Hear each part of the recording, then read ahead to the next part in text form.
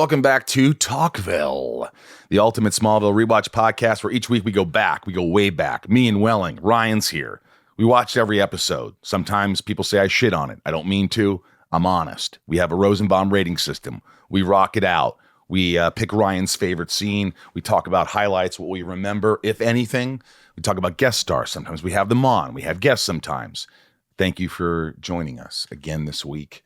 And, it's important, as always, to mention our socials, at Talkville Podcast on Facebook, Instagram, YouTube, and TikTok, at Talkville Pod on Twitter. Please follow us. If you're listening, that's great. But following us on our handles and also subscribing, writing a review, these things really help. And if you want to help the podcast even more, because right now we rely on people, I guess, helping the show, going to patreon.com/Talkville, supporting the podcast. You get your name shouted out with a bunch of other perks. So patreon.com/Talkville. And if you didn't get a chance to call into our hotline and leave a question for this episode, make sure you do it for future ones. Leave them at 20 seconds, please, or I'll snap. I love you. And all that and more info is down in the show's description. So if you go to the show's description, and also the hotline number, which I know Ryan wants to just tell you because he didn't have to because it's on the description, but Bryce doesn't put them on here for me. So he's probably rolling his eyes right now. I could sense it. All right. Hotline number is 213-538-2883. That is 213-538-2883. I like that. Or Talkville. Or 213-JET-CUTE. 213-JET-CUTE. JET-CUTE. JET-CUTE. That's Ryan's personal number, so you'll know he did it. Yeah, Hi, this is Ryan. And also, a very special guest is coming on this episode. Someone who hasn't been on the show. Someone who you really want to see and hear from. I mean, I haven't heard from him for quite a while. He's working. Or she. I'm not going to say who it is, but I've kind of given it away, I guess. But we'll have somebody coming on later, so hang in there. All right. Tom, welcome. Thank you. Thank you for having me. Hello, Ryan. Hello, Bryce. Ryan, good to see hello. you. All right. We watched 2 episodes. We're doing 2 episodes today. This is the first one. Without further ado, let's get into season 2, episode 11, Visage. Also, I just want to throw this out. If you go to talkvillepodcast.com, there's only like 15 original pieces of art. They're prints. There's only 55 made, but there's 15 left, autographed by me and Tom if you want to get that. talkvillepodcast.com along with other cool stuff, merch. And so check that out. And thanks for all of you. I couldn't do it without you. Neither could Tom. Title Visage, January 14th, 2003. It aired. Director Bill Garrity. Writers Todd Slavkin and Darren Swimmer. Love those guys. Guest star Eric Johnson as Whitney Fordham. Emmanuel Vaugier as Dr. Helen Bryce, and Lizzie Kaplan as Tina Greer. Evangeline Lilly was a background student in this episode. I didn't notice that. I would have paused it, zoomed in, and smiled. This episode was a lot of fun.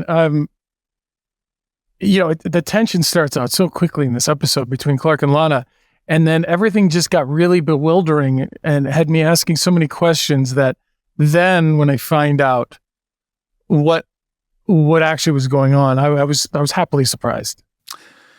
Yeah, I was crossed. This episode, I felt like it's like, wow, we're bringing Tina Greer back. The hell? Well, you didn't know that at the beginning. Didn't, but you're like, all right. Then you see it, and you're like, I sort of was like, oh, they. No, it's Whitney's homecoming. He deserves a soldier's, homecoming, a hero's welcome. But he's acting strange, and he's talking about he doesn't remember things. And it didn't seem like Whitney. He was a little aggressive. And then we find out that, maybe Whitney's not Whitney. And even looking back, the mannerisms and the acting style that he did matched another character that we find out he actually is, which I thought was really interesting. Yeah, I thought he did a really good job. I guess it was just sort of like, why is he acting like this? Oh, it's not him sort of thing. Well, let's get into it. Look, he's back. Whitney returns home from the Marines looking to continue his relationship with Lana, but his suspicious behavior concerns Clark, leading him to uncover a secret. Lex becomes suspicious of his new girlfriend after he discovers a questionable photo of her with Lionel. The episode opens with Clark helping Lana with some plumbing issues. plumbing issues in the town using heat vision to do some quick welding. I mean, look, it was, she notices your chest. It's wet. You're ripped. It's sexy. Like I said, it starts out high tension. I like the heat vision thing. And I like, I thought that was pretty fun. That was fun. It was a little goofy, but it was fun. I really like the beat where Clark sort of looks at Lana and was like, yeah, but just kind of lingers with the eye contact. Yeah. That was fun. Yeah. I didn't have a problem. I had a little fun with this. I was kind of like, okay, what kind of episode is this going to be with the music playing? It's like, all right, we're going to have a corny episode. Are we going to get into, and look, this episode definitely had its corn appeal. It had its, sexy teenage stuff going on. It had its drama. It had a lot of stuff going on. It was definitely isolated to be a Whitney episode and all about that. And there were some incredible moments, and we'll get to that. Lana's taken aback by Clark's wet t-shirt contest attire and has to collect herself. As the two clean up, Lana shares her concerns over Whitney's whereabouts because he's been MIA for over a month. Unfortunately for Clark, he shipped her meteorite necklace back to her after receiving the video letter breaking things off. Video letter. I love that. Video letter. We then cut to a flashback of Whitney serving in Indonesia. And by the way, we see him leading his platoon of soldiers who are lost and being ambushed. I thought they did a really good job making it feel like, it was Indonesia. I kind of bought it. I don't know where they shot this, but I thought that was kind of cool. That was legit. I was like happily surprised. I was like, this feels really intense. Yeah. Well, yeah, they changed the frame rate. They changed the color of it. Like they did a lot to make it feel like Ryan knows. Yeah, look, I mean, yeah, they did some technical things to, they desaturated it. They did. Because Smallville, CW, the rest of it is very colorful and very bright and saturated. And then they took some color away, and they made it feel like Nam a little bit. Yeah, even though it was Indonesia, but Nam. But no, like that kind of style of movie. Yeah, and the explosions were really good. It felt good, especially 20 years ago. I thought it felt good. The next day at school, Chloe, Clark, Pete discuss the idea of uncovering secrets and people not being who they think they are. Clark runs into Lana and tries asking her out to the Winterfest. She's hesitant, but he convinces her. Just after this, we see someone familiar walking down the halls. It's Whitney. Lana what a moment that was, right? The seas parting. That was a pretty cool moment. And he looked handsome, Marine-like, I was like, whoa, man, stud, walking in with the Marine outfit. Lana drops her books and the two reunite in each other's arms. Poor Clark. Clark shares the news with his parents at home and admits that he's bummed that Lana and Whitney will likely pick things back up. Jonathan tells him to put his feelings aside and respect the veteran that Whitney is. He's a veteran. You pay some damn respect to that man. Was that written or was that just John Schneider? Okay. Yeah, I think it was just John. At the Fordmans, Whitney and Lana discuss the video letter that Lana sent ending their relationship. However, Whitney is unaware of what video she's referring to. He tells her his memory's been wiped out from an explosion during time serving, which I could buy that. I thought that made a lot of sense. And, I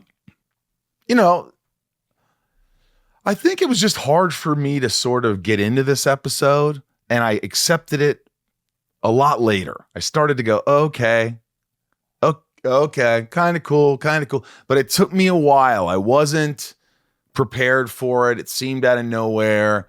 And just like Lana. Lana felt the same way. It was just something was off. Yeah.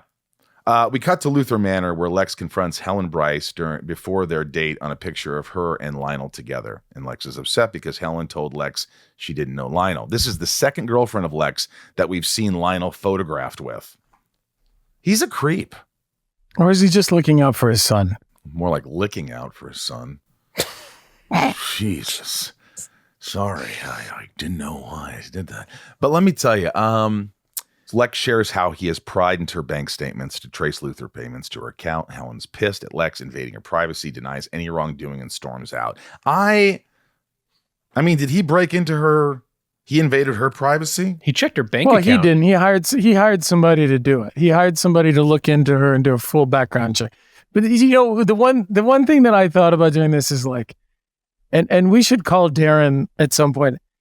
You know who probably hates listening to this podcast more than anybody else is the writers, because they're like in a room trying to get their episodes done. And here we are 21 years later being like, nah, this ain't so good. Like, they must hate us. Well, no, that's not true, because if you look at every episode that we talk about, there are some great episodes that we're like, we love. And there's some that are pretty good or okay. And there's some that are just not good. And that is just the way it goes. Look, you don't write a book and get a Pulitzer or Nobel Prize every time or any times. Doesn't mean you're a bad writer, but sometimes you write shit. I mean, I've written a lot of shit. I've written a lot of scripts. Many of them are bad. Some of them are okay, and some of them are really good. And sometimes a script isn't. I'm not going to say this is a piece of shit. I'm just saying that I'm going to move on. Lana is getting ready at the Sullivans when Chloe walks in. And by the way, I think Lex is, it's wrong to pry, but also he is a billionaire. People are always taking advantage. People always have ulterior motives. So you kind of go, okay, look, if I just want to see that she's a real person. She has a real life. She's a real doctor, and nothing too personal. And then, there's a picture of her and Lionel. So if I saw a picture, I don't know. I don't know why he just didn't end it. But anyway, Lana's getting ready at the Sullivans. Chloe walks in and asks her how she's handling Whitney back. Lana says she doesn't know how to feel, but admits old feelings are coming back. She says that with Whitney, what you see is what you get. The talent's hosting a welcome back party for Whitney, and everyone's jamming out to good old Charlotte, or good Charlotte. Clark, you know what? I never liked the music that was around during Smallville. There was a couple of songs here and there, but it's the wrong era for you. That whole it's just era the wrong era of like that feel like that angry, like angst. They weren't as cool as punk, like back when punk came out with the Sex Pistols, and they were trying to reinvent that but make it commercial. And punk they're just complaining. It's just complaining about another turning point. Punk was more like, here's what we're gonna do, and then it turned into like, I'm just not happy with what's happening. That's right. It's like, what's that December song? A Long December? No. Counting Crows? No, December by The Decemberists, the band? No, that song about December, the famous band. They're like punk. They came out. They were the biggest one around then. Wake Me Up When September Ends? Wake me Green up Day. Before September rains. It's a little whiny. It's whiny. It's a whiny time in our lives. The talent's hosting a welcome back party. I said that. Clark welcomes Whitney back, who senses a vibe between he and Lana, going on to suspiciously question their relationship. I thought that they could have made him a little more. I think he did a great job, but the direction was a little bit like, whoa, he's overreacting, which you have to sort of, I think that the reveal would have been better if he didn't overreact so much until the end. Like he was really playing it cool. Like he did a great job, but I just was thinking, what if they would have let it just sort of, kind of sit. Yeah, like more. Yeah, but you have to remember it's Tina Greer, but you're saying like you wanted to see more of like Jonathan Taylor Thomas, who played it cool and kind of had this secret, but he knew how to operate. Tina didn't know how to. Tina's crazy, so he's playing a crazy person, right? So that doesn't make it makes sense. Whitney breaks away from the party, and we find him freshening up in the bathroom by destroying the stall door. Clark walks in, and Whitney tells him to stay away from Lana. The next day at school, Lana is upset at Clark, who she was told tore apart the bathroom in a fit of jealous rage. Clark denies it, but Lana is disgusted that he would call Whitney a liar. Later that day, Mrs. Fordham gets a visit from Lieutenant McNulty. I thought this was cool. The lieutenant is confused when he sees Whitney, but before he can explain this confusion, Whitney tees off on McNulty with a baseball bat. Whitney's mom is understandably freaked out. Now, what did you guys think of this? Because I was like, holy crap, the mother was awesome. She really snapped. It wasn't TV screaming and crying. It was like, whoa, that was visceral. And the blood on Whitney's face, it was pretty aggressive for like a Smallville CW show, which I kind of appreciated, guys. I mean, I thought it was a great way to be like, this is not Whitney. Yeah. And now why at that moment she didn't like flip and not look like Whitney anymore? I don't know. But I think it was cool. It was good tension. Yeah, it was different. No, the vibe was super different. Yeah, it was.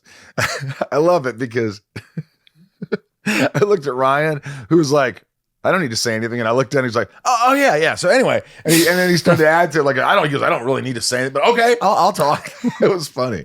Whitney goes to help Lana tend to her horses, and we see another instance of Whitney not being aware that the two had parted ways when he asks her about the meteorite necklace. Whitney doesn't seem to read the room and goes on to ask Lana to move in together. She's hesitant, and Whitney believes that this has something to do with Clark. The conversation escalates before Whitney says he's sorry.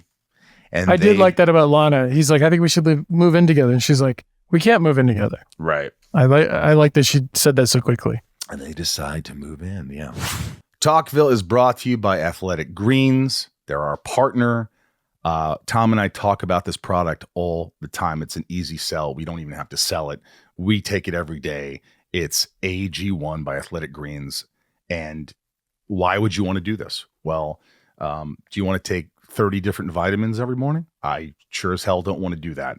Do you want something that's easy, that takes you a minute to put some powder, add some water, and stir, and have so many nutrients? It's incredible. How many nutrients do you get in these things? Every scoop has 75. 75 vitamins, minerals, and whole food sourced ingredients of the highest quality.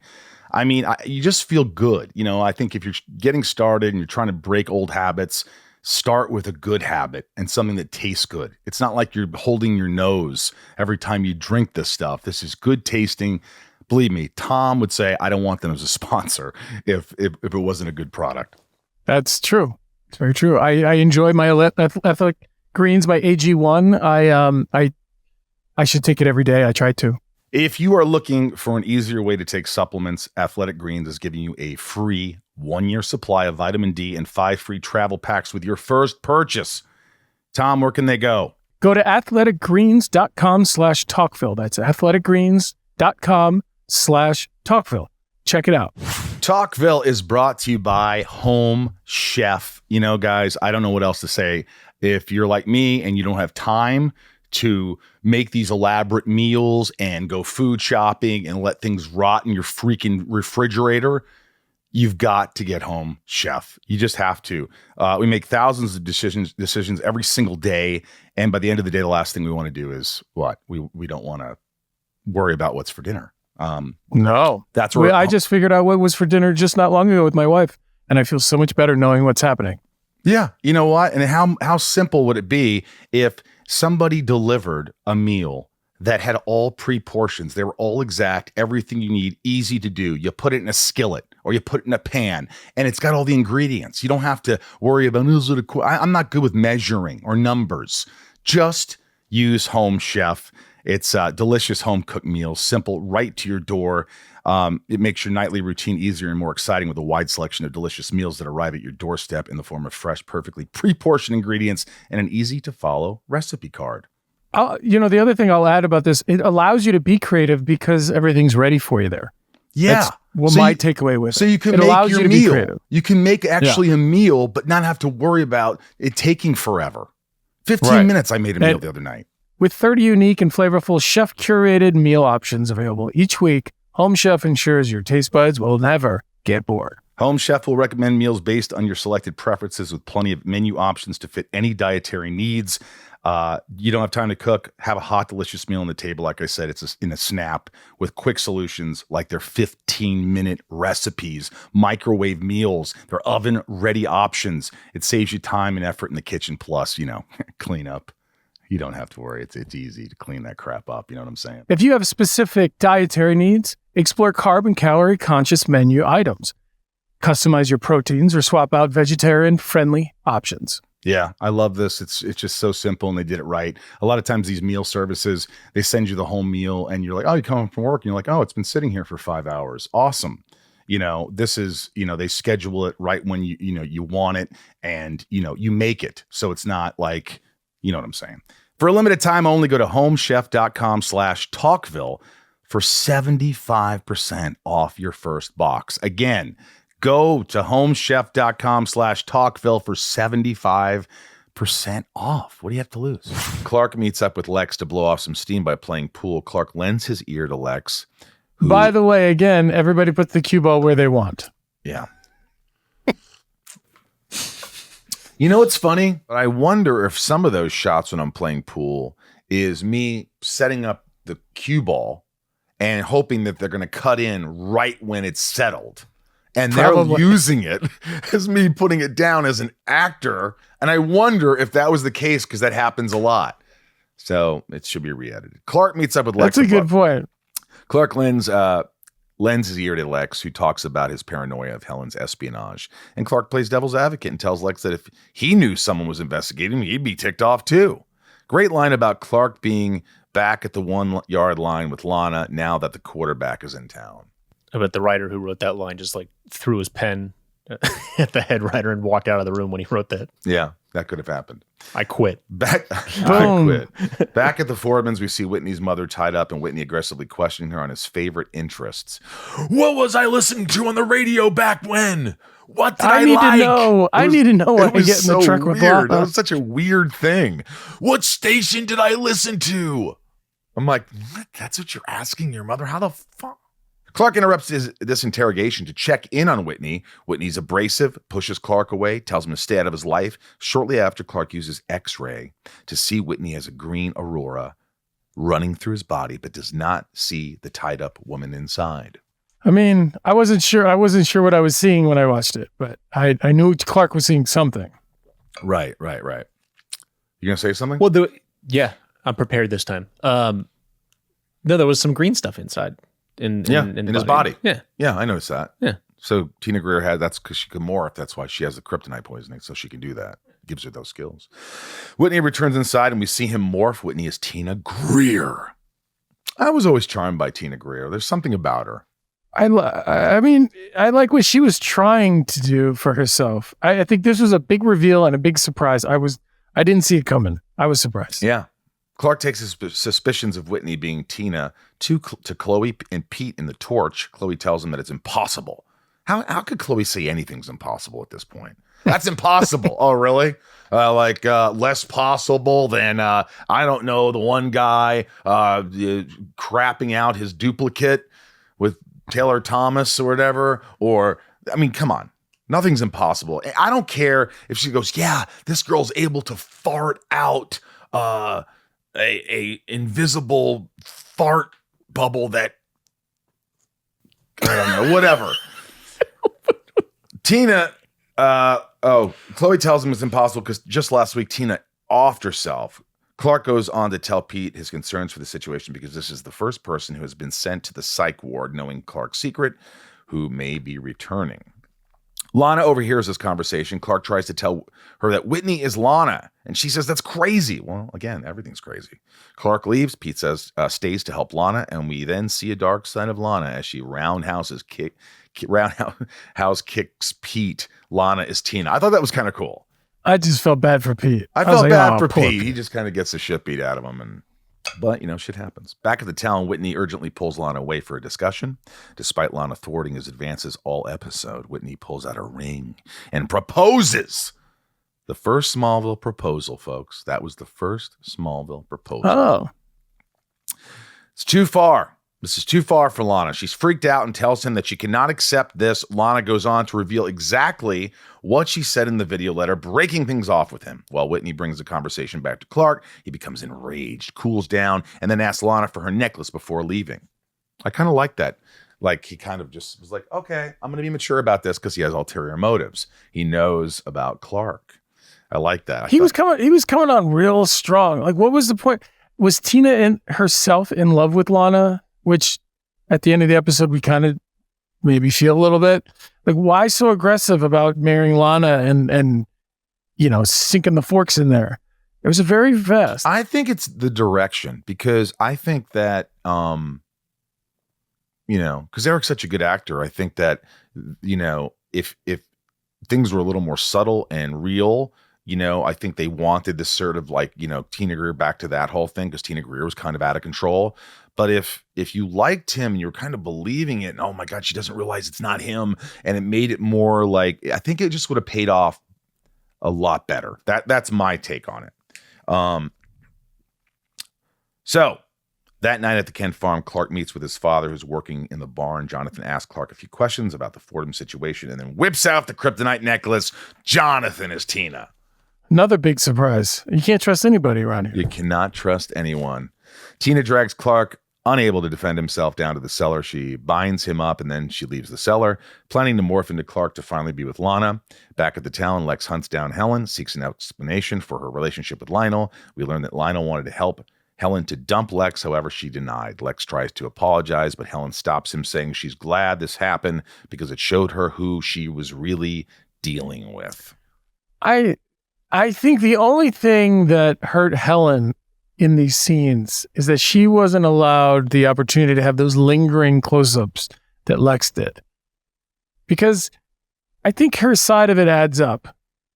But Lex has those lingering end of the scene close-ups where you feel like maybe he's thinking more or not.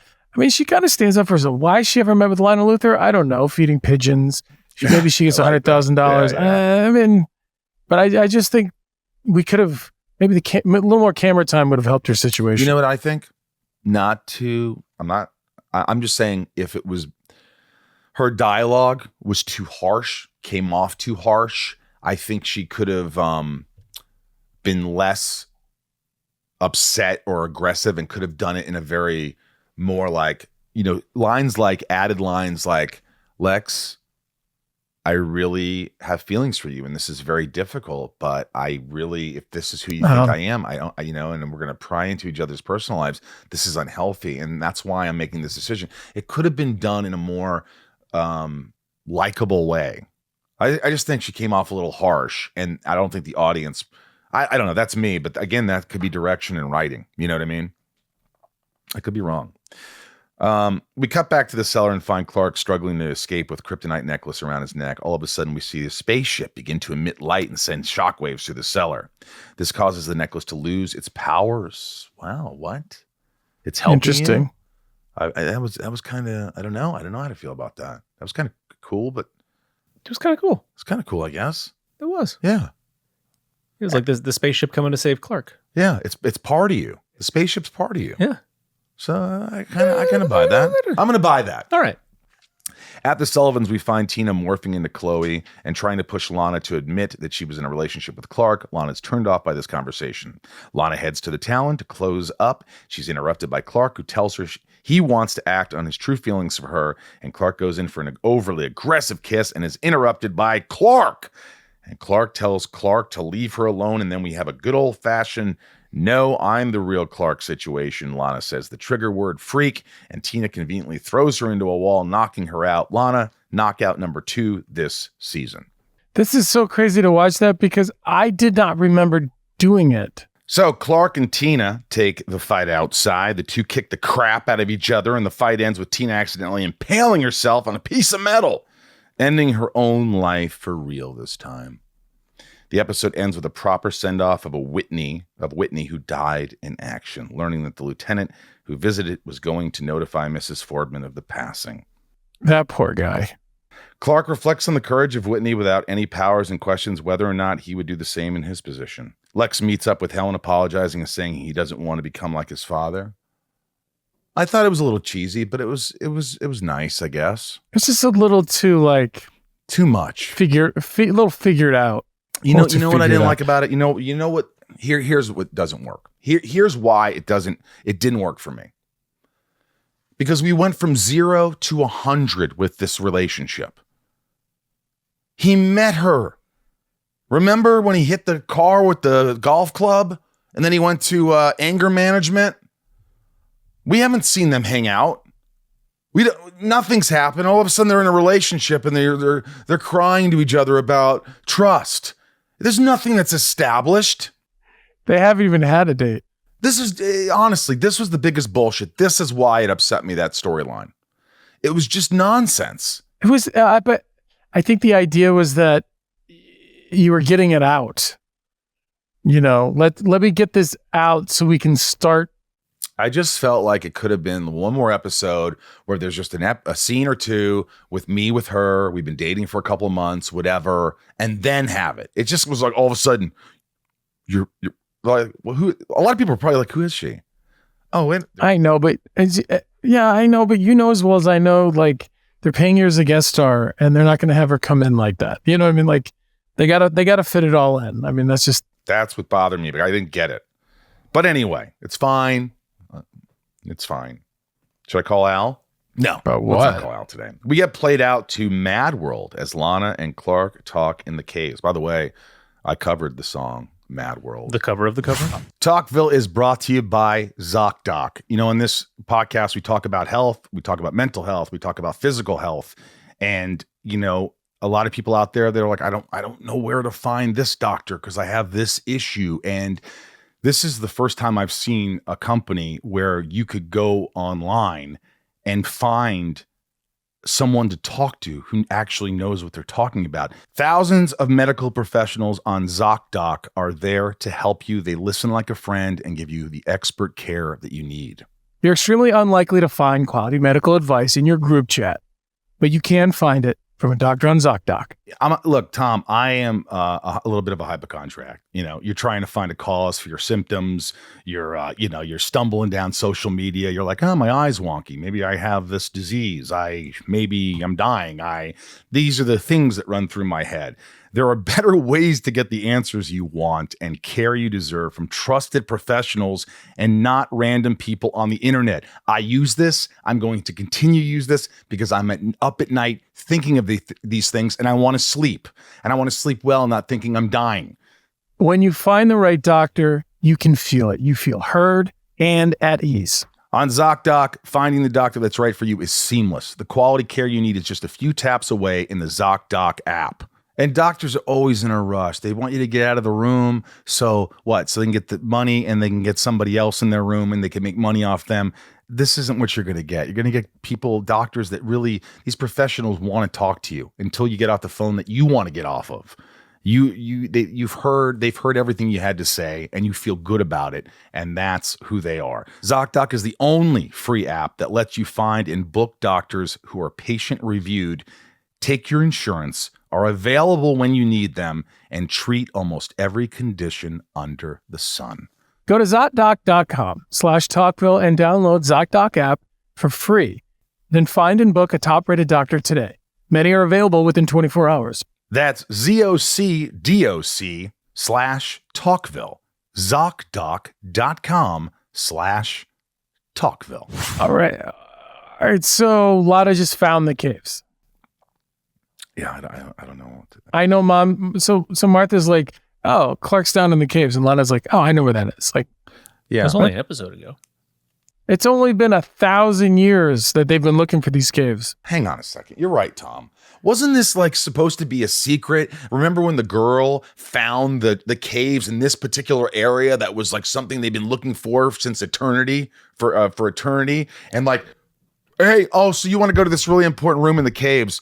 So you want to either fall through the ground where their bikes did, or you could walk 10 miles into the caves from this opening and you want to make a left at this cave and then a right here, and where it says a picture of this dragon. I think it's a green dragon. You want to make a right there. I mean, suspension of disbelief, I guess. Lana's good. Lana's good. Lana is heartbroken and feels guilty for the video she sent. She is upset that everyone in her life is disappearing and does not want to lose Clark. Let me tell you something. This was the best scene of the show. This was the most impactful. And just when I was like, this episode, not so sure, whatever. I was like, it should have been more about this. It should have been more about people we like. I don't know. It just was awesome. This scene was really, she was so good and you were so good at listening to her. And like the two of you, it was magical. It was like you forgot about the rest of the episode and realized, this is what we came to see. This is the show. But the next episode, by the way, I'm going to let you guys know that I really liked it. And there's a reason. And you'll see when you watch it. When you get a lot of characters together, integral parts of the show, let me just say important characters that we like and we want to follow, and they're all interacting, and the stories are running parallel, and they're it's so interesting. It's so attention grabbing, compelling. And that's why, I have to sort of like be honest about the episodes that either kind of work or don't work, because then there are those great episodes where I'm like, this is why I watch the show. And that next one I think is a prime example. And I didn't hate this episode, but that last scene really was nice. Evangeline Lilly makes her second of 5 appearances in Smallville. With Whitney's appearance at the beginning, this is the final episode to feature appearances by all 8 members of the original cast. In this episode, Lana sees Clark as jealous again. This is interesting since after Clark had saved Lana and Chloe from Ian, Lana and Chloe, promised to not see Clark as the jealous boyfriend. The fight sequence between the two Clarks originally had more choreographed shots, but had to be cut down to 5. Well, great. I'm glad we did all that. Well, we've got a great guest here where I'm excited to mention this. But lo and behold, he's here. I'm excited. He's filming something, but he's taking the time. Everybody welcome Eric Johnson, your Whitney. Okay, guys, I'm very excited about this. Look who's here. Finally got him on the podcast. He's been busy. Welcome, Eric Johnson. Thank you for having me. It's good to see you guys. Oh my gosh. It's only been a hot minute. 19 or 18 years. Well, yeah. I saw him. I was like doing that. a show in Pastor, and you were filming 50 Shades, the second one, right? That's right. Yeah. That's the last time we saw each other. Quick hugs in the studio. Yeah. parking lot. Where are you right now? Are you in Edmonton? Yeah. Toronto. Wait, quick Toronto, question. When yeah. you saw Michael in the parking lot and you told him what you were doing, did he try to visit set? No, he was too busy starring and running his own show. That's a little bit busy. I was a little busy. It got canceled. But anyway, so listen, we're pumped to have you. I mean, I don't know if you knew this. I mean, you should know it, but you were an integral part of this show, and you were one of us. And, it sucked that, you weren't able to be with us for years to come. And I know that was probably really difficult for you, especially at the time. It was so many years ago and you were young. But did you think that, when you were a regular, did they tell you ahead of time that you might not, like, this was going to happen, or did you just not know anything? No, I mean, I think I was the last to know a few times about what the plans were. I caught wind when we were shooting season 1 that they had talked about killing off Whitney in season 1, and then that got pushed back. And then when they sat me down and said, like, "Hey, you're not going to be coming back as a regular," which was like obviously disappointing, and I had a lot of fun. Well, they never tell you soon enough that you can actually go, okay, cool, I'm going to go get another job. Yeah. Right. Actually, I think it wasn't too bad. I mean, it was before the end of this season 1. I kind of had an idea, and they sort of sat me down. And I said, "Well, like, what are we talking about? How many episodes am I going to do next year?" And they're like, "Well, like 6." And I think it was just like a number that they pulled out of their hat, and to maybe make the meeting not feel so awkward. And then in terms of like Whitney's fate, I didn't know until I read the script, which was, again, I think I was like the last to know. So well, we've been watching. That was an interesting. We've read. been watching all these episodes, and Michael shits on the episodes a lot. We make fun of them and what could have been. And there's a lot of scenes, where the tension that Whitney brings to the Clark-Lana relationship, even, hey, watch over my girlfriend when I leave, and then comes back, and you're actually Tina Greer. And two big things stand out. There's before Whitney goes off to war, he has this beautiful romantic picnic down at the pond. And he's like, "Hey, I just wanted this special time with you to let you know that I'm leaving." And we were like, "What? Yeah. That must have been fun to shoot." And then the other one was when they showed Whitney, overseas fighting, and how they changed, they lensed it differently, and it felt like a different thing, and it felt really real and almost ahead of its time. Yeah. Those two things really stand out to me. But I mean, it was, I don't know. It's fun watching you work on the show. Oh, thanks, man. Thank you. It's funny. I went back and I watched it today. That this episode, and I haven't seen it since it aired, and it was amazing. First of all, how we were all babies, and that was a bit of a shock. And it was like I just getting to watch it with a different eyes and a different lens now, and looking at it with such love and adoration, as opposed to at the time, which was a little bittersweet. Yeah. So getting to see it in a different lens was awesome, and getting to see all you guys and again just being babies doing this show. The when you read Visage, was there part of you that was like, F these guys, I'm not doing this. I'm not going back to do this episode where I die. I don't have to do this. Was there anything, you're young, you're probably irritable, you're a little bit like, No, it was funny. It was funny because it wasn't an easy thing. It was like, when they said, "Oh, we want you for this episode," I'm like, well, and we started negotiating. Well, how many episodes are we talking about? Because if it's like, if it's 1 or if it's 4, if it's 5, maybe we're negotiating a little differently. And they said 2. And then I'm like, okay. But then the negotiations were, again, not me, but weren't going well. And then they settled on where they settled. And then I read and that it was just 1. So it was like, there was a little bit of and for me, it was a bit of an FU. And also, thanks for the heads up. I had to read this and nobody told me. So there was a little bit of like FU. But my FU actually came later. I had come back to do a flashback episode in season 4, and I had another job that I had to go to. I literally had to go to the airport that day, and I said, "Look, I'm available, but I have to leave at 2:30, so I'll come in. I'll do this scene." It was like some big like pep rally scene, and I came in. It was just like on this loudspeaker, and I'm there at like 6:30 in the morning. I'm just sitting around. And suddenly, I'm like. I'm telling them, like, look, I have to go. And they're like, yeah. And I'm like, okay, I'm leaving. And then it's like chaos. I'm like, no, you can't leave. I haven't shot you yet. I'm like, that's not my fault. I told you. And so I stuck around. And I remember the director, Pat Williams, who I ended up becoming a really good friend with. He says, I need you. I haven't turned around on the scene at all. Nobody told me. And I'm like, it's fine. You got 15 minutes. And then it was like this chaotic shoot of 15 minutes trying to get this whole other half of the scene. Ran to the airport, didn't miss. That's crazy. Flight. It just, what do you remember though? Yeah. Like from the sort of the start when you got, how many people did they audition for Whitney? And did you audition for Clark ever? I did. That was the first audition. And I'd had a bit of a relationship with David Nutter before that, because I had auditioned for a couple of times. And he was always such a lovely human being and such a champion of people. But that was my first crack at this, back when they, do the wide casting call. And then they said, we want you to read, for Whitney. And my reps are like, fly yourself down to LA.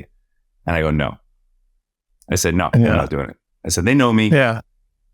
David Nutter knows me. I'm not flying myself down, and my reps were so mad. And then eventually they came back and they flew me in for the tests, and I did the tests and it all worked out. And I remember just sitting there and reading opposite David Nutter, and he's just like giving me absolutely everything he can so that I can land this job. And I pretty much had a panic attack after I got the job. I like totally freaked out. I remember getting the call in my hotel room. And I was supposed to, my agents are all super excited. And like, we got meetings lined up for you. You're going to meet all these people. And I immediately got on the phone, changed my flight to the very next flight out of LA, and got the heck out of Dodge. Because I was like, what does this mean? I know my life has changed. And this is kind of crazy. So it was all a bit crazy. It's so funny to me that both yours, mine, Michael's, our audition process as actors, there's moments of such reluctance for us to just say yes.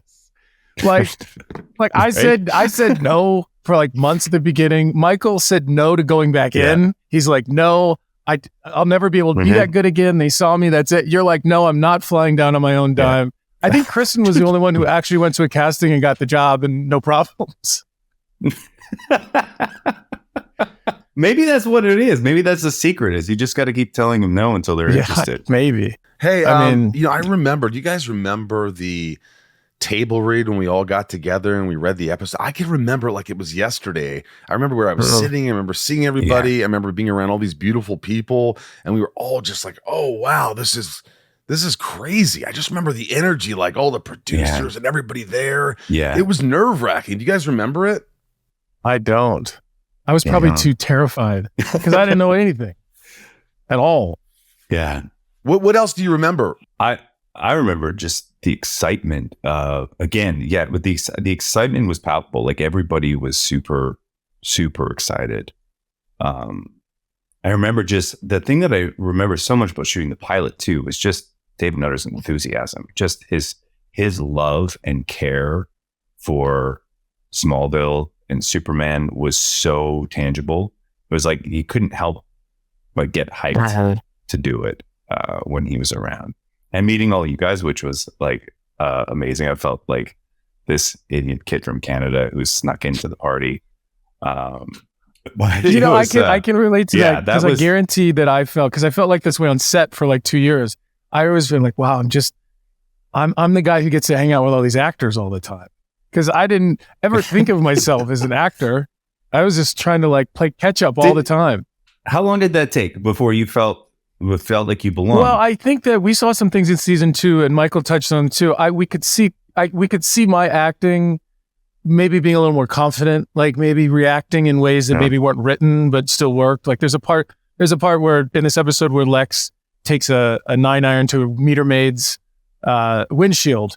And when he tells Clark what happened, Clark kind of laughs like, oh, all right, And I'm pretty sure that was me playing that, not just Clark going like, oh, Lex, that's not nice or something. So it started to loosen up a little bit. I noticed like for your character, Eric, and for like Sam's, and there just was sort of, not to be disrespectful, but there was sort of, look, they couldn't service everyone. There was a lot of characters, but I think it was more of a disservice to you and to Sam because they didn't give you great storylines. I mean, I remember the one where you're invisible with those guys and like, you'd have the kryptonite. Yeah. So it's like, you were capable of so much, and it's like, it would have been cool to see some more. I'm sure you were like wanting some of that to prove yourself too. Well, I do know early on there was another episode where where the freak of the week kind of picked on Whitney, and they're like, wow, we've kind of already done that already. Like he's already kind of been beat up a bit. He lost his truck. His dad's dead. Like we can only do this so many times. So I think they kind of scrapped that. I mean, look, I am such a. I haven't changed. I'm still just like a golden retriever who just goes to set and is so happy people are throwing the ball. I just want to be there when people are throwing the ball. I'm not a very complicated man. I love it still. It's just like, just throw the ball all day. I'll be so happy.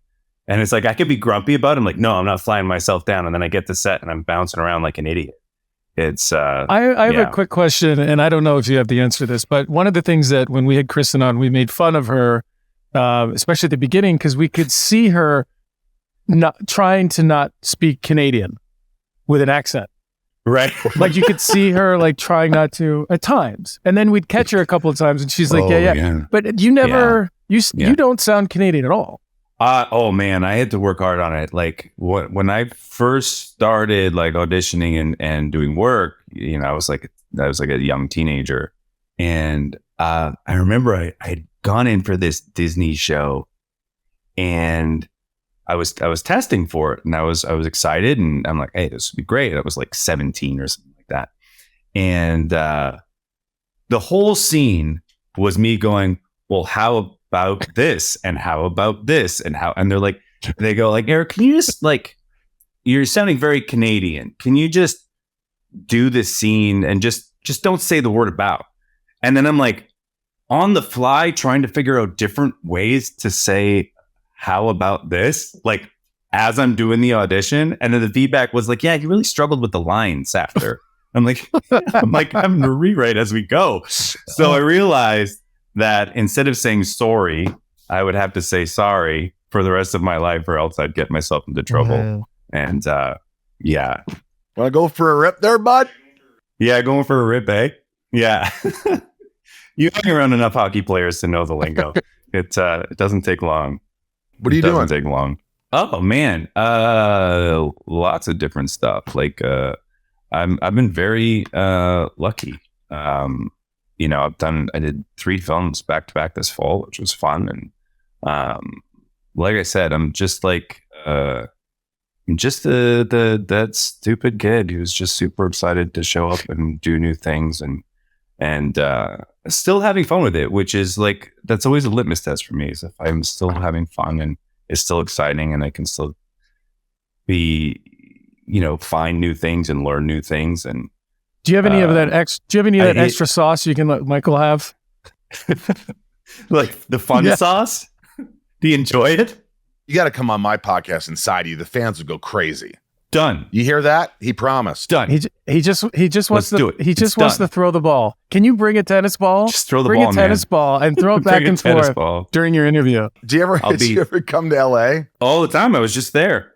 It was cold. I had no power for 3 days, dude. So here's another funny thing. Wow. So Michael has an electric truck. So the power goes out.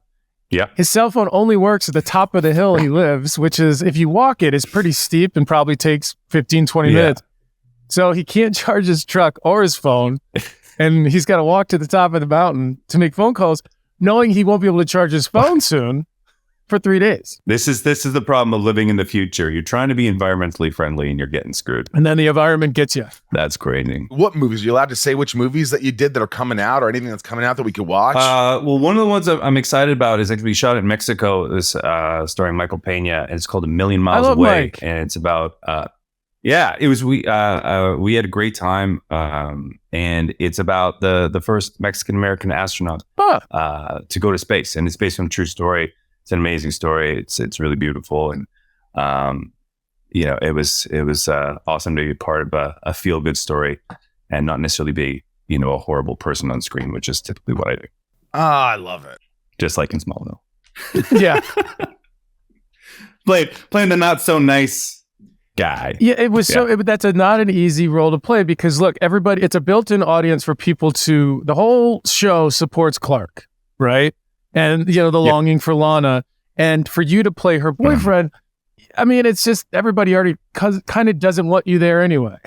Well, you know, and I also like started things off on a pretty rocky foot by stringing you up in a cornfield. So it's like, it's not an easy path to redemption there. You know, it's a little rocky. The good news is it didn't hurt. It didn't hurt Clark.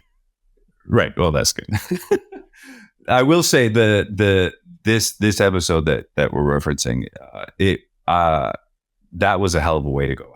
Like that sequence that you had mentioned earlier, Tom, or they shot it differently. We had 7 cameras rolling on that sequence. We had the helicopter up in the air, and that was a hell of a fun day. The water was freezing, but it was a hell of a fun day, and yeah, that was a cool way to go out. And like the explosions in that sequence left very little doubt in anybody's mind. Were they practical? Did they blow things up in front of you guys, or was it posed? Oh yeah, it was awesome. Wow. Yeah, so it was fully practical Pete Moss explosion kind of thing, but that was Eric getting to be an action movie dude for a day, and it was a blast. So I could see why so many people want to work with you and why you're doing all these projects, because just working with you for a year, you could just, I mean, it was a joy. You always had a good attitude. You were always knew your lines. You're always on point. You nailed it. You were just, you were a pro. And it sounds like, you know, people see that, and that's why, you know, you continue to work. And oh, I appreciate that. Yeah. I think the term. Well, you know what? I was just going to say, one of the terms they say is value added, you know, and I think that I always felt you're always very calm, and it seemed, you know, you seem prepared and easy to be around and fun to be around. And, you know, I'll make fun of Sam Jones. Sam Jones was prepared, but always like terrified that he was going to fall down or he was going to mess up. And it was like a different energy or something, you know? So it's like, yeah, I knew you were good. which meant I was good, that kind of thing. And, we all three of us got to work with Kristen so much. She was always great. So that made it easier.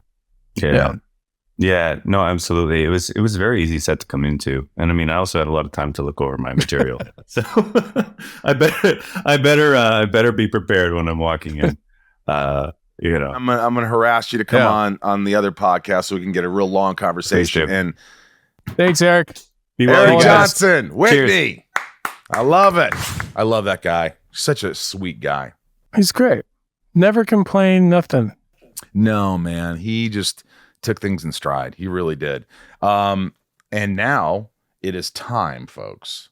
Are you ready for the hotline, Ryan? I'm ready for the hotline. All right. I definitely think we need something hot, like music. Something like down. I hope Jason did that. Let's find something that we could stick with. Some hot hotline stuff. Here we go. We're going to just jump into these are the patron privileges. This is Mickey. Mickey, talk to me now. Talk to us.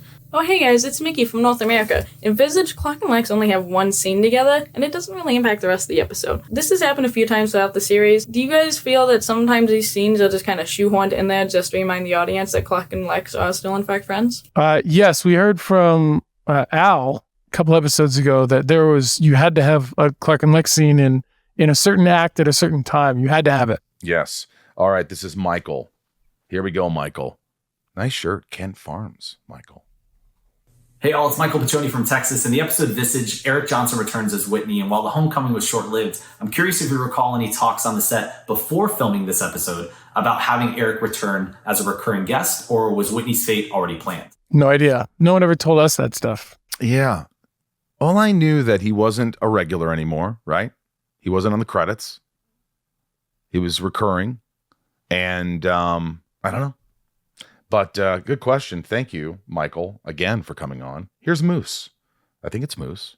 Moose? Hi, it's Moose from Richmond, Virginia. Specifically, can you talk a little bit about how the filming of the fight scene between you and the Tina Greer who's playing you went? Obviously, there's some CGI involved, but when it came to the actual filming, how did that work? Thanks. That's a good question. When watching the episode, I didn't remember doing it, but I'm pretty sure that it was me and my stunt double at the time, Chris Serra, who was awesome, who probably made it really cool. It begs the question, why does she stay in Clark's look for the fight? Does that give her an advantage or not? I don't know, but that's maybe neither here nor there. But I'm sure we had a good time doing it. And as Michael said earlier, there's about 4 times as much of that fight than what you see. But I'm sure Chris and I had a good time doing it. Natalie. Her name might have been Ruth instead of Moose. I couldn't hear it. I'm sorry if I messed your name up. She's like, it wasn't Moose, you jerk. Hi, this is Natalie from Michigan. I was wondering if you guys happen to notice the relationship between Helen and Lex in this episode. My viewpoint in the initial conversation between them is she very quickly turns it around on Lex and saying that he's crazy, he's invading her privacy with the background check. Almost feels like she's sort of gaslighting him. Just wondering if you guys kind of picked up on that too. Yeah, I gaslighting. She was too aggressive, but yeah, he was prying into her personal, but like protecting himself. It's not right, but like she's hanging out with his dad. I don't know. I think, gaslighting. I think is a good word for that. I felt that. Did you, Ryan? Yeah. Yes. Yeah, thank you. Nothing Thomas. Further. No, I think there's. I'm just kidding. Go ahead. No, go. I'm kidding, Tom. No, it's not important. Let's go, Thomas. Hey, this is Thomas calling from Chicago. In this episode, Whitney dies. Did you find Whitney's death to be a bit underwhelming? To me, it always felt like for such a big character for the first season that he deserved at the very least an on-screen death. But to me, at least, it felt a little underwhelming and sort of lessens the impact of a fairly big character death. I don't know. What do you guys think? Tom, what'd you think? Yeah, it did feel like Tina's actions overshadowed the magnitude of the loss of Whitney. I do agree. I think, yeah. I agree with that wholeheartedly. Dylan. Hello, Dylan. Let's see if you have a nice question for us, Al. Hey, this is Dylan Camp from Coney Island, Brooklyn. I just thought it was kind of funny that Whitney's dad, he got a more emotional send-off, a good funeral, and Whitney, he didn't get any of that. He just gets blown up, doesn't get no funeral, time after time doesn't play, nothing. I just thought it was kind of funny, and I was curious about what you guys thought about that. No funeral, time after time doesn't play. Nothing. Dylan, I love you. That was genius. Yeah, he didn't get a good send-off. You're right. There should have been a funeral. There should have been something. This is a character saying goodbye to a character, nail in the coffin, the proverbial coffin. This is like saying goodbye. We agree with you. We agree. Time after time should have played, or at least a cover of it. Here's Sophie. Hey boys, it's Sophie here in Australia. There's a number of great female guest stars in that episode. You've got Lizzie Kaplan returning as Tina Greer and Emmanuelle Rougier as Dr. Helen Bryce. Really enjoying her work as Helen, and obviously she's got lots of scenes with you, Michael. I'm just wondering whether you can tell me what it was like to work with her. I think you guys had really great chemistry. Thank you. I loved working with Emmanuelle. I thought she was good. She played off me well. She listened. She was a team player. We laughed constantly. I really enjoyed her. We've been friends ever since. In fact, I just talked to her because she's going to come on the podcast. She's going to do it. So she'll be on. I enjoyed working with her very much. Here's Margaret, the last question. Here we go, Margaret. I know Margot. Do people call you Margot? No, because my name's Margaret. Hey y'all, this is Margaret calling from Georgia. So Tom, I'm just curious, when you're playing yourself, playing as Tina, and you're in that fight scene, looking back at it, do you think you were going for funny, campy at all? Because your delivery of some of those lines makes me laugh every single time I watch this episode, especially when you scream, why won't you just die? So I'm just curious. Love the podcast. Thanks y'all. Thanks, Margaret. It's funny because I was surprised by that moment too. I think what I did at the time was try to play a little more petulant, a little more like, how come I'm just not going to get my way with you? And I think that was a very small difference between that, because if I just played Clark, like a mimic of Clark, that wouldn't have worked. But I think that Tina she just was sort of like, why doesn't everybody just do what I tell them to do? Like almost like a child. So from what I saw, I think that's what I do. Yeah. Or what I did. I think you played it really well. I thought it was fun. And had to be fun for you doing that. International folks, this is Rhea. You could really feel Lana's pain in the last scene. How do you guys prepare for a crying scene? Can you cry on cue? I don't think it's something you can prepare for. You can't just practice crying. I've seen actors do it. Yeah, I've some seen people watch actresses themselves in the do it. mirror. I have to think, if I'm going there, I'm going to have to get there. And I'm not going to get there on take one. It might take 5 takes to get there. I might need to scream. I might need to do whatever. I might need to pinch myself. I might need to think about sad shit in my life. But I kind of try to let it happen naturally. Yeah. You?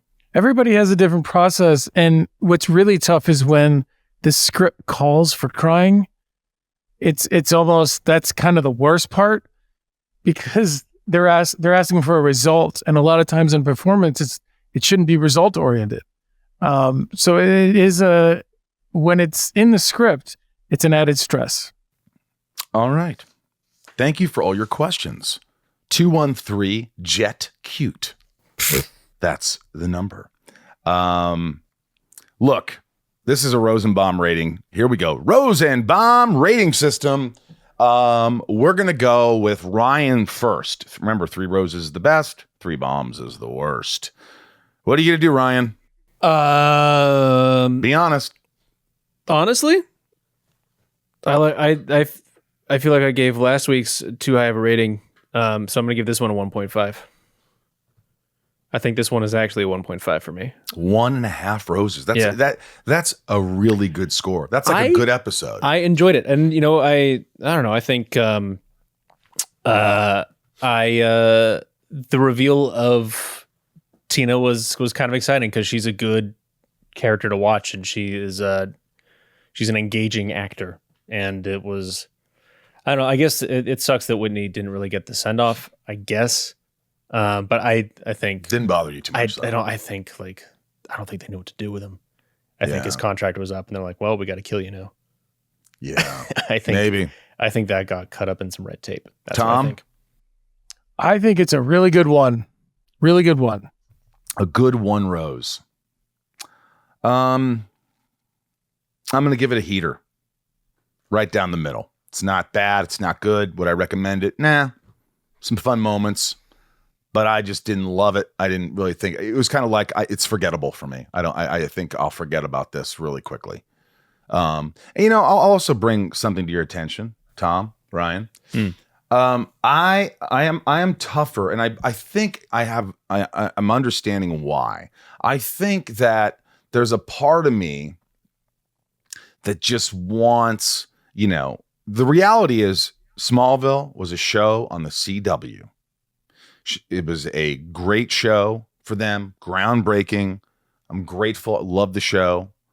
There were some unbelievable episodes.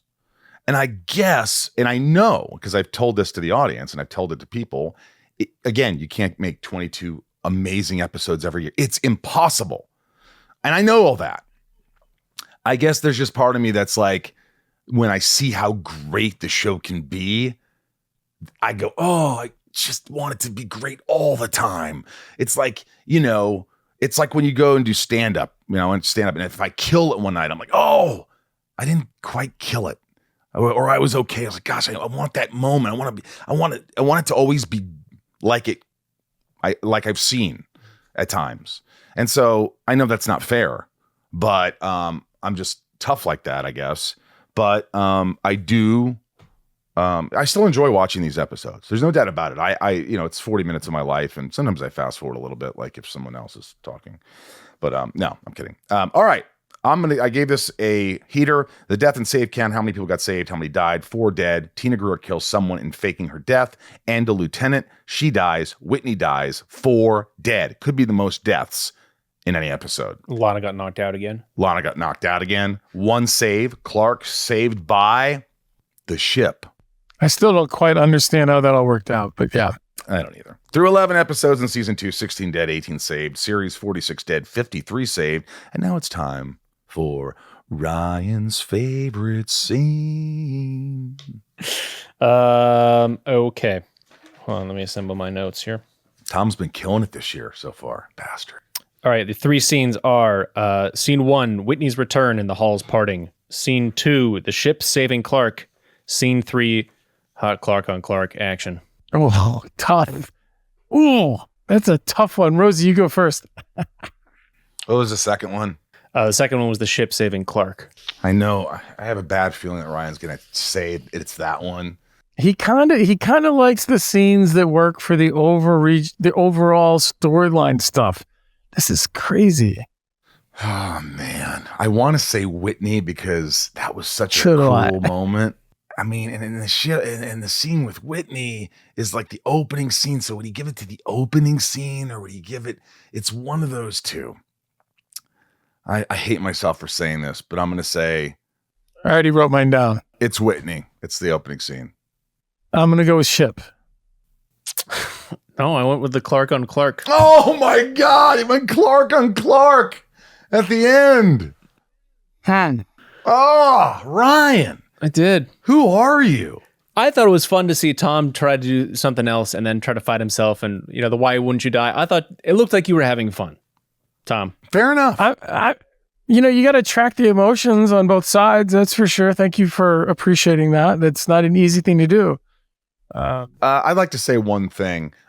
This episode, maybe you don't see it because Jason's an amazing editor, but we had a lot of technical issues. And so if it's put together, great. You owe it all to Jason. Jason Nelkin, we love you. Thanks. We had a lot of disconnections and things like that. And I know he's got a lot to work with. But thank you, Jason. And thank you all. That's it for the episode. Stick around next week. As in the words of Jeff Loeb, who we love, Smallville meets Die Hard with Season 2, Episode 12, Insurgents. Let's take the discussion online. Let us know your thoughts on the episode over on our socials at Talkville Podcast or at Talkville Pod. Please subscribe. Join Patreon, patreon.com/Talkville. Help the podcast out. Keep it going. It's up to you. And if you want more info like merch from the show or our hotline number, you can find all that in the description. Remember, folks, always hold on to Smallville. Thanks, Tommy. Thanks, Ryan. Thanks, guys. Thanks, everybody. Much love. All right, now it's time for the top tier patrons.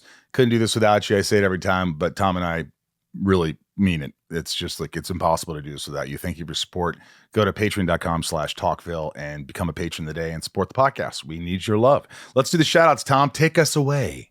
I will. And real quick, we wouldn't do this without you. We couldn't. And it's fun to meet you guys when we do at the conventions and whatnot. So thank you. So here we go. Nikki G, Leon P, Raj C, Janine R, Santiago M, Leah S, Little Lisa, Thomas the Leaf Blower. Well done, Thomas. Sophie M, Betsy D, Liliana.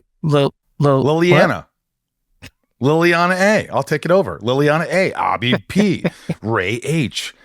Karen Apple M. Danielle B. 99 more. Lalani N. Brett, you're lucky I did that one. Brett G. Always hold on to Smallville. Estevan G. DJ Kento. Garrett W. Kimberly L. Justin S. Tom N. Tony V. Rodolfo V. I wonder if it's the I and the L. I hope nobody else joins that has that because I always messing up. Jason W, Osama A, Lana rhymes with banana. W, Nancy D, Brian G, Justin T and Lucio, Amanda R, Teddy 127, Michael P, Ryan R, Grumpyitis, got to be careful with that one. Jordan M, Hillary B, Craig G, Christy R, Karen P, Derek G, Jor-El, my father, nice to hear from you. Richard S, Heather and Greg, Nico P, I made Talkville say butts. And how could we forget good old Brian H? Hi, in camp. Eric K, Clark's mom. That's what she said. Kristen B, Takashi M, Kevin E, Nanine W, Stephanie K, Darth Achilles, Finky, Mickey T, Stephen F. Damn, who's that? Jeanette E, even Jason liked that one. Deadvid, Allison H, General Zod, Luke, formerly Lucian. The Daily Planet goes to 11. Arachilles or Arachilles R, Big D, she said. John Glover's Luscious Maine, Doug R, Carissa, Carlos C, Tommy Z, Boston 68, Isabel, Corey L, Ivy, and Sam. Mr. Home Arcade, Cal T, Amanda K, Jesse C, Lumberjack, Claire M, fourth favorite character _ Zoe, we love you, Scott S, D Brown, Joshua W, Alice, be kind. Please rewind. Karenina M. I don't know. Eldon Supremo. Eldon Supremo, Leslie V.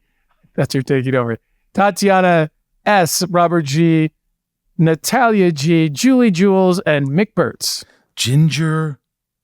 I can't even read. Ginger Moose. That sounds like a porn. Leslie and Jordan.